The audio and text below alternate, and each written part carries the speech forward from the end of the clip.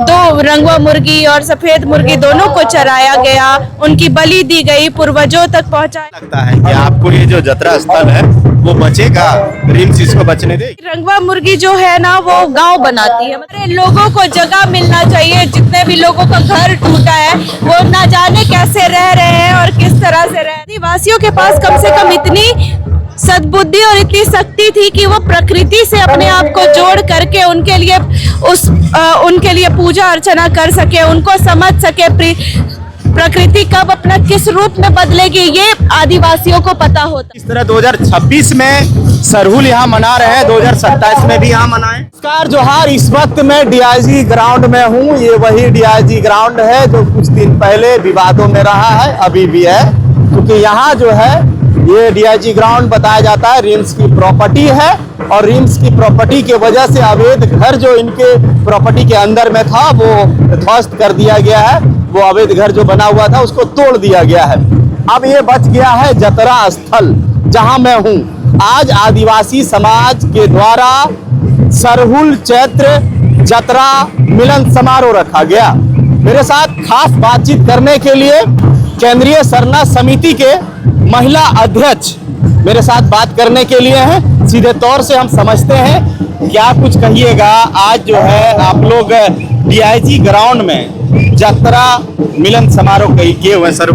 जी, सबसे पहले आईना प्लस न्यूज के जितने भी दर्शक हैं, श्रोतागण हैं, सभी को मेरी ओर से जय जोहार, जय धर्मेश और सरहुल पर्व की बहुत बहुत शुभकामनाएं।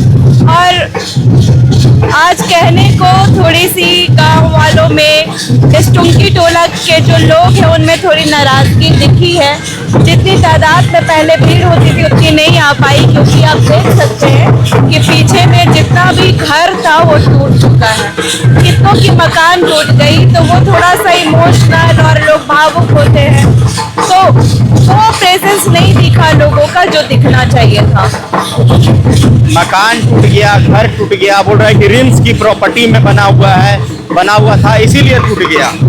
रिम्स के लिए ये जमीन जो अधिग्रहण हुआ है वो बहुत बाद में हुआ है। ये जो मैं इस सरना स्थल के बारे में बात करूंगी, ये सरना स्थल की स्थापना 1938 के टाइम पे ही की गई है। ठीक है, तो हमारी रीति रिवाज परंपरा हमेशा जीवित रहेगी और हमेशा रहना भी चाहिए। और इसके लिए हमने प्रशासन से खास मांग की थी, बात की थी कि ये जगह को जो घेराबंदी कर दिया गया है, कम से कम हमारे सरहुल के लिए और हमारे मतलब रीति रिवाज परंपरा को जीवित रखने के लिए ये जगह से मतलब कम से कम पूजा के समय के लिए इस जगह पे जो घेराबंदी की गई है उसको हटा दिया जाए। तो और उन्होंने हमारी बात को मानी भी।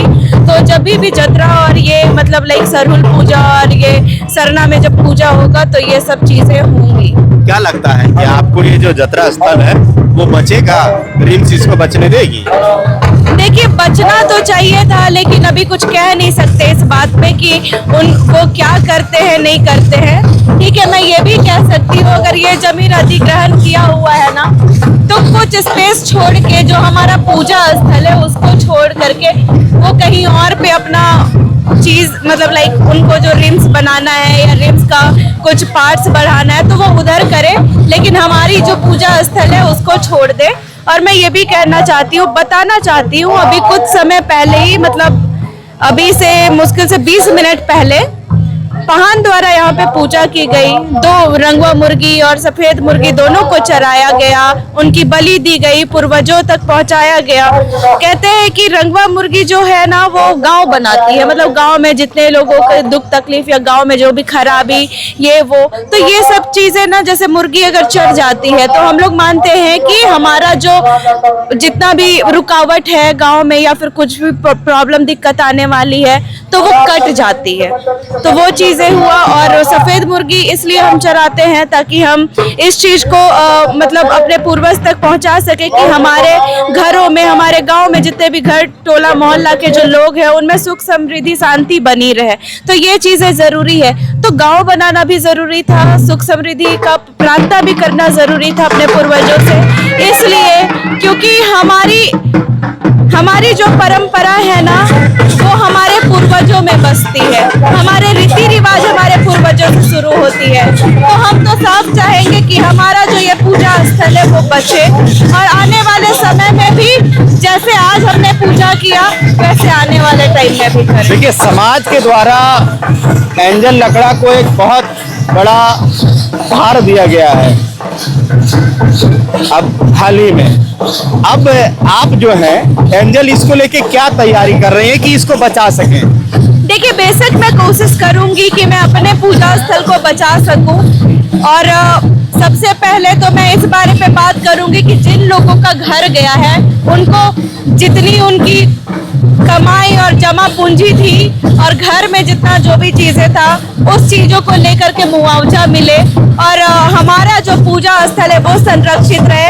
हमारे लोगों को जगह मिलना चाहिए। जितने भी लोगों का घर टूटा है वो ना जाने कैसे रह रहे हैं और किस तरह से रह रहे हैं। सब तो एक दूसरे के घर में एडजस्ट किए हुए अभी घर टूटने के बाद, जो कि समाज की एकजुटता का प्रतीक है। तो ऑब्वियस सी बात है, मैं इस चीज को लेकर के काफी आगे तक सोची हुई हूँ कि मैं आगे लेकर के बात करूंगी, प्रशासन से बात करूंगी, सरकार से मिलूंगी, ताकि हमारे लोगों के का जो भी नुकसान हुआ है उसकी भरपाई हो सके। आज आपको ऐसा नौबत आ गया कि आपको प्रशासन से घेराबंदी हटवाना, आदेश लेने की जरूरत पड़ गई। हालांकि देखिए, लॉ एंड ऑर्डर को देखते हुए आदेश तो लेना ही पड़ता है, लेकिन आपको इस बात के लिए आदेश लेना पड़ा कि हम यहाँ पूजा करेंगे।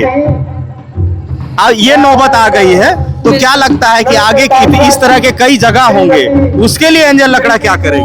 देखिए, बिल्कुल जितनी भी जगह होगी, देखिए सबसे पहले तो आदिवासियों की जो रीति रिवाज परंपरा है ना, वो आज से नहीं है। मैं इस बारे में बताना चाहूंगी कि हमारी जो रीति रिवाज परंपरा है वो आदि काल से है। जब से ये पृथ्वी की संरचना हुई है, इस पृथ्वी का जो पहला इंसान जिसको कहते हैं आदमी, जो हम लोग हैं आदिवासी समाज, जो आदिम काल से रहते हुए आ रहे, तो वो आदिवासी लोग अपने कहते हैं आदिवासी के ही इर्द गिर्द से आज पूरी धरती बची हुई है।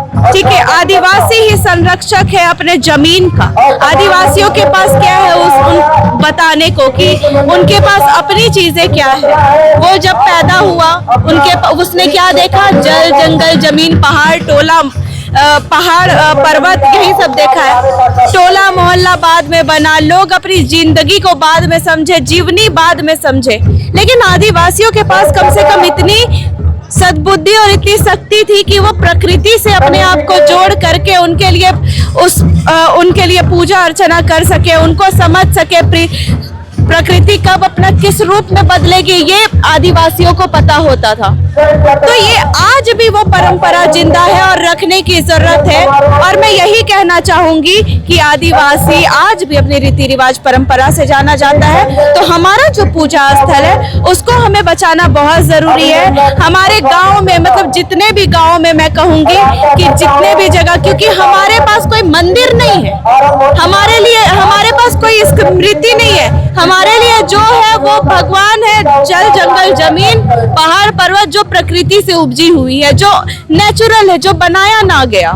तो इस तरह से तो बहुत से स्थल है ना, जैसे कि आप यहाँ डीआईजी ग्राउंड में अभी हैं, लेकिन आदिवासी समाज पहले रहते कहाँ थे?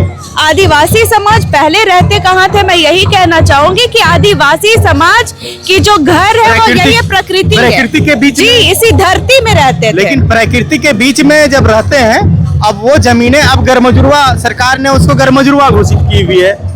अब वो सरकार वहाँ कोई कार्य करेगी तो वो बोलेगी ये सरकार की जमीन है, आपकी नहीं है। फिर वहाँ आप कैसे लड़ेंगे? ये यहाँ के लोग, जब यहाँ के लोग यहाँ पे रह रहे थे, अगर डीआईजी ग्राउंड की बात मैं करूँ तो ये जो सरना स्थल ये 1938 में स्थापित हुआ, तो यहाँ के रहने वाले लोग ही स्थापित किए हैं। मैं ये बात कहना चाहूंगी कि अगर यहाँ के लोग स्थापित किए हैं तो जब शायद 1961 या 51 के आसपास इस जमीन को रिम्स के लिए अधिग्रहण किया गया है।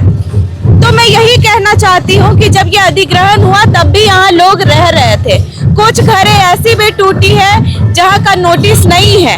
ठीक है, अधिग्रहण किया जा सकता है, वो ले सकते हैं, सरकारी जमीन ले सकते हैं, लेकिन जो हमारे लोग हैं उनको तो कहीं बसाएंगे, उनको तो कहीं जगह देंगे, मेरा यही कहना है।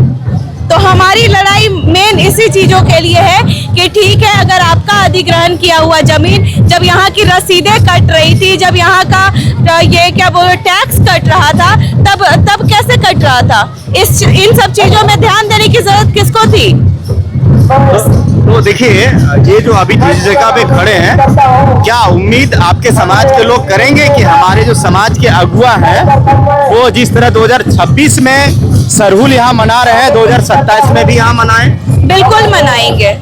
जैसे आज मना रहे हैं ना, आज थोड़ा कम आपको भीड़ दिख रहा होगा क्योंकि लोगों में मतलब वो चीजें हैं कि हम क्यों जाए, हमारा जगह जमीन सब छीन गया, ठीक है। लेकिन हम लोग पूरी कोशिश करेंगे कि उनकी जो भी प्रॉब्लम है, हमारे जो समाज के लोगों की जो प्रॉब्लम है, उनके अंदर जो भी गुमशुदगी है या मतलब एक नाराजगी है, उस चीज को हम भर पाए, उनको अपने साथ लेके आ पाए और उनके लिए आवाज उठा पाए। चलिए, शुक्रिया। मेरे साथ बात कर रही थी एंजल लकड़ा, जो केंद्रीय सरना समिति के महिला मोर्चा के अभी अध्यक्ष हैं, अभी नव चयनित हुई है और अभी सरहुल में देख रहे हैं समाज में अभी काफी एक्टिव नजर आ रही है। बाकी इनके विचार आपको क्या कुछ लग रहा है, कमेंट में जरूर बताइएगा और लिखिएगा कि क्या ये भी आदिवासी समाज की एक मजबूत शेरनी के रूप में निकल रही है। आपको क्या कुछ लगता है, जरूर अपना विचार दीजिएगा। जोहार।